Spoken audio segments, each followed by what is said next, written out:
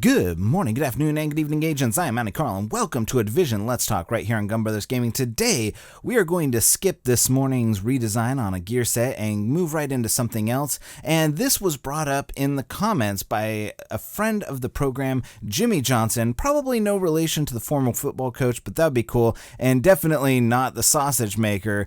But this one was about named weapons in correlation with HVTs, and this is a great starting point for today's Let's Talk. Most of the time, you know that you're going after a named guy in an HVT, but to what point? Why are you hunting him down? You got intel, you know you're going to get Lone Star gear, so why not make HVTs a little bit more interesting? Make it a CTF's most wanted instead. Make it like a list of, because why are you going after these guys? They're just on a list. We got reports of something or other that they're doing. They got a job for you, but it doesn't really make a whole lot of sense why they're on that list. But so first off, before I get into Jimmy's idea, I think we need to reevaluate the entire HVT system. Now, the way it stands right now, you go to the boo, you get 10, or you go to the anywhere in the area and you get 10 seek and destroy missions for intel. You get enough intel, you go back, you pay the currency to the person, and they tell you where you need to go to kill the target. This is a good start, but there isn't really anything to it. There's nothing for you to do except for go and kill people.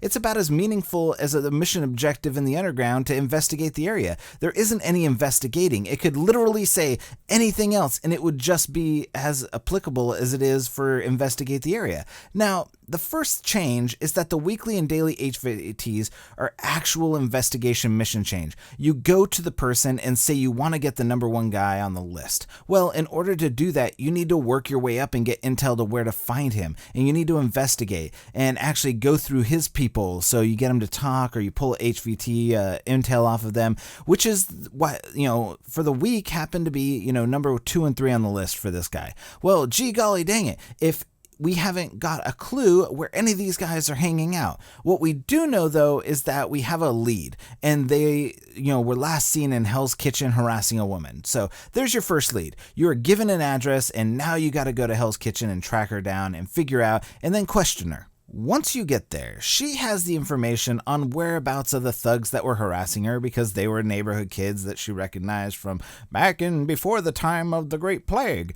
So she sends you to the location of the bus depot where they're hanging out. You have a gunfight, you take them down, and after you take down this faction, the boss drops additional information on the whereabouts of the next clues, aka the intel that you need to go after the next guy. There might be a mission reward depending on which stage you're at, and the mission here is to provide the solo players and groups a quest line of sorts to walk through for the entire day or the entire week, because there's going to be weekly and daily missions. And so the entire mission, working your way through the thugs, getting progressively better gear, and completing the HVTs or the most wanted list. Now, the first couple of missions for the daily and weekly would be the easiest, starting off at level 30, and they would get tougher as you progress from higher value targets to higher value, ultimately reaching your number one target.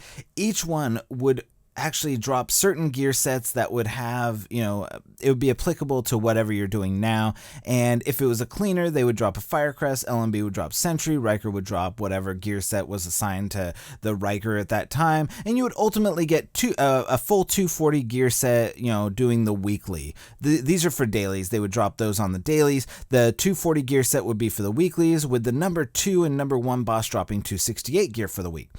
Here's the real kicker. And this is where Jimmy Johnson's idea comes in, and it actually made a lot of sense and what provides solo players an incentive of something to do for the week. And it is designed like this. After finishing the weekly and at least 1 or 2 daily mission chains for the week, you get a special HVT notification that pops up based on the amount of intel that you've collected during the week. This is a chance to take out a high-ranking cleaner, Riker, LMB, or rioter, because this is on the Division's blacklist. Yeah, I know that's a little bit cheesy, but this guy is dangerous. Ooh, spooky. We have it on good authority based on the intel that you collected during this whole mission, the weekly and the daily, that this guy is hunting down Division agents and killing them for sport. He may even be, a first wave agent or something as you go along, but not enough is known about who he is. The mission is to go and bring him to justice. You have one shot, and if you don't kill him, he will escape, and you will not have another shot at going after him until the very next week when you have to do the whole chains again. This fight would be a chase through New York as well. It wouldn't be arrive at this area, fight in this little area, and then kill everybody before the timer. Instead of the timed event, like many of the other HVT areas, it is a point-to-point race where agents need to bring him down as he tries to escape. There will be, of course, ambushes for agents, way to slow him down, traps and enemies that will be in your way. Once he reaches the checkpoint, though, there's going to be a evac zone for him, and the agents will then have a timer set for when the HVT is set to extract. Mission rewards will be based on checkpoints and strategic operations on when you bring this agent to justice or enemy to justice. So if the player kills the HVT at the checkpoint at the very end, at any amount of time, you get two 268 gear pieces and a 229 weapon. Now you're thinking, whoa, Manny Carl, giving away the goods, aren't we? You know, LOL, no. This isn't going to be an easy fight. Unless you work together as a team, you know exactly where the stopgaps are and able to kind of delay him, your chances of completing this is like 20%. The further he gets, the lower the chance goes down. If you kill the HVT before he reaches the checkpoint, players will be rewarded with their enemy's named weapon. Each of these enemies are going to have a name weapon they carry, and it's designed to be one of the best weapons in the game. This weapon has the blood of agents on it from anything, and they could be like the named weapons that are in the game right now, but they're going to be improved over the high-end versions. Now, so you'd be an improved showstopper from a Riker that was your running through and doing a boss, Hungry Hog from an LMB commander, the Midas from a Rider gang leader, or the Historian from a cleaner marksman. These weapons will be prized above all else. This would give players incentive to not just work through one or two HVT missions to get the gear and that's it, because all you need is the 268 gear. Why would you do anything else? But the whole set multiple times a week in an effort to obtain this elite division gear. Now, these weapons would not be high-end, no. They would not. They would need to be classified in the mint section or just have a different color altogether to signify their importance as a high-level item and show the difference between the regular high-end version, which is just an okay weapon, or the minty green goodness of the hard work you just put in to get the ultimate weapon in the game that is dropping for you. So what do you think about this? Is this something that would actually appeal to solo players building up to where you would need a group eventually to get to the top piece of gear? Let me know down in the comments section what you think of this idea for revamping the HVTs into a workable model for solo players and co-op exploration. Now, let me just iterate on this. I know that I said that this would be for solo players. These missions could be done solo, but it would be almost like a 10% chance to do this without a group. I think if you have the right gear set or the right idea and the right strategy, you could do this by yourself. And I think that it could be awesome to be able to do this by yourself, but I think having the group is important to getting the weapon.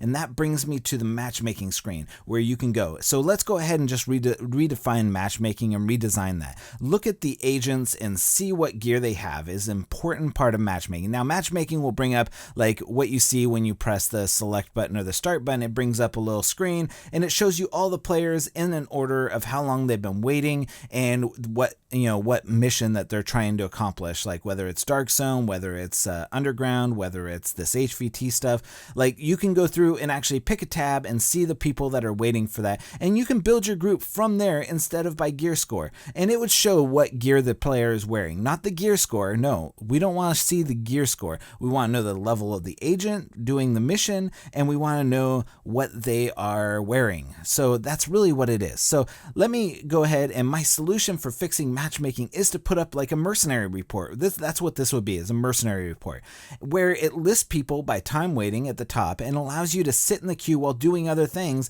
until you get invited to a group. No more of this little roundabout thing where it says that you're matchmaking and that sends your random invite to a group. You would be able to put your name on the list and it would just be sitting there until somebody invites you. This would allow you to choose the activities and the time and give a tabled list of overview of people looking for groups, what they're looking for, and then allow you to invite them or join their group for that activity.